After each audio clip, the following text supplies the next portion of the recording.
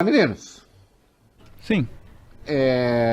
tem gente até que diz que mudou do Brasil porque está se sentindo perseguida. Meu Deus, tem gente que muda do Brasil, se é que mudou, porque, pô, não dá mais para praticar crime no Brasil que a gente praticava antes com tanta liberdade, que coisa chata, né? Tá, o que nós temos aí? Vamos a partir do item 4. Vamos lá então, Reinaldo. O ministro Alexandre de Moraes, do STF, determinou o bloqueio das contas de 16 apoiadores do presidente Jair Bolsonaro em redes sociais, também no exterior. Na prática, a determinação ampliou o alcance de uma outra decisão do próprio ministro da semana passada.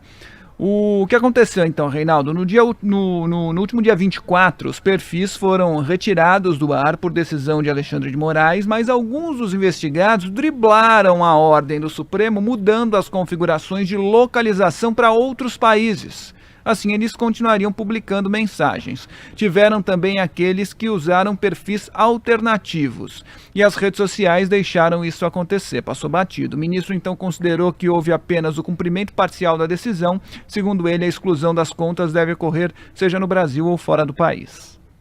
Vamos dar todo o bloco de notícias aí, meninos? Aí eu faço um comentário geral. Vai lá.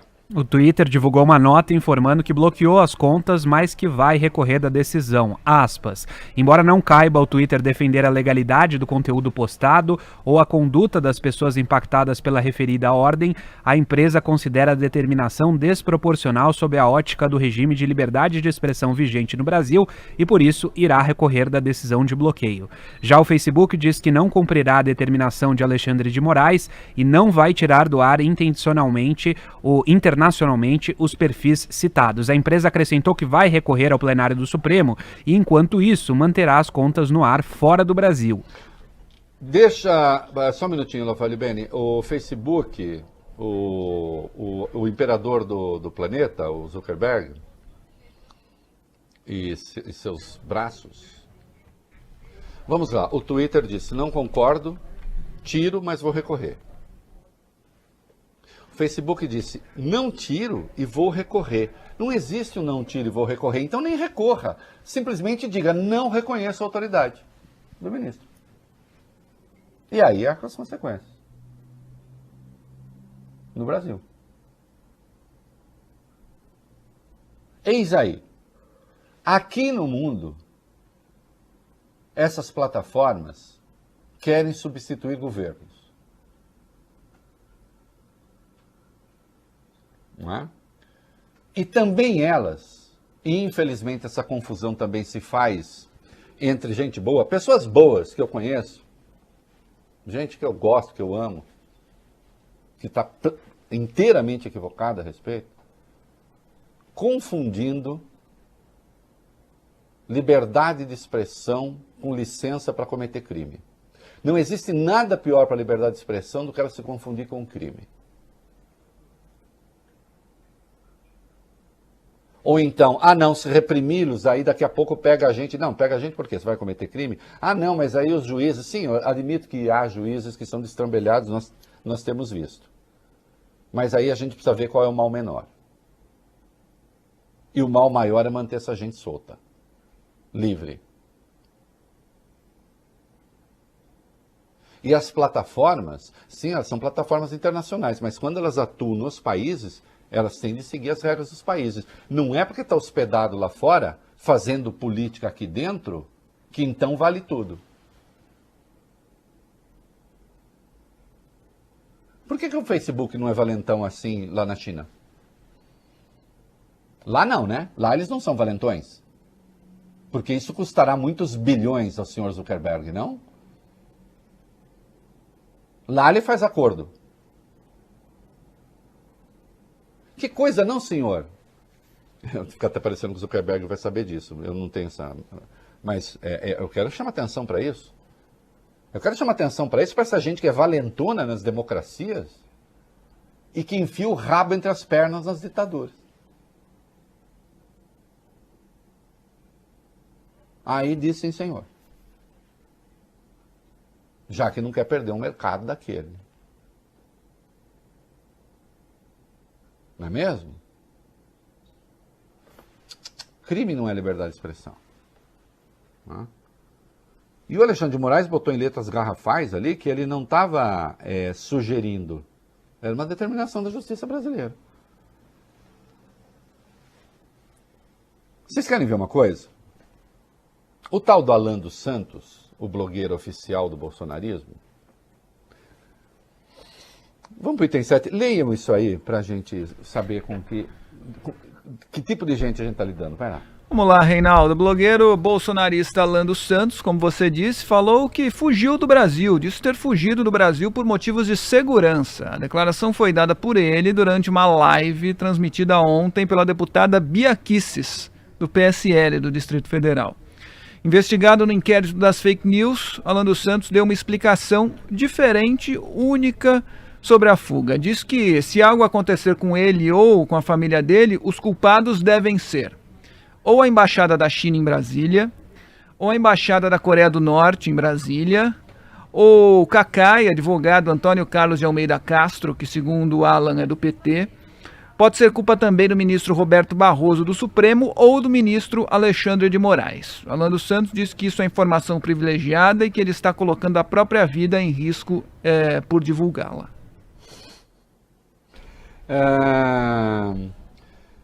Mas não é só isso aqui, não está aqui a questão que mais eu bati o olho e achei que se tratava disso. Esse rapaz anunciou que houve uma varrição em busca de escuta e que haveria escutas contra o presidente da República na Embaixada da Coreia do Norte e na casa do advogado Cacai. Entende? De onde ele tirou a informação, vai saber, mas ele meteu isso no Twitter. Então aí eu peço aos meus amigos, aos bons, né, que são meus amigos, são bons, que a gente pondere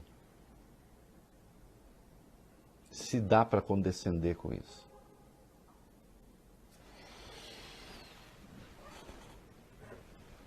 E recomendo A Máquina do Ódio, Patrícia Campos Mello. Notas de uma repórter sobre fake news e violência digital. Leiam esse livro da Patrícia. Vamos um momento cultural aqui para a Patrícia, ou Fábio Couto. Momento cultural. Que desvendou o esquema de impulsionamento na campanha Bolsonaro e vejam como é que essas quadrilhas se organizam e o que fazem. E se dá para a gente confundir essa gente com a questão da liberdade de expressão. Não dá. Não dá. Vamos partir do princípio que tem que valer para as redes sociais o que vale para os veículos de comunicação. Que respondem, sim, caso circule ali uma calúnia, uma difamação, caso se pratique, se use o veículo para praticar um crime.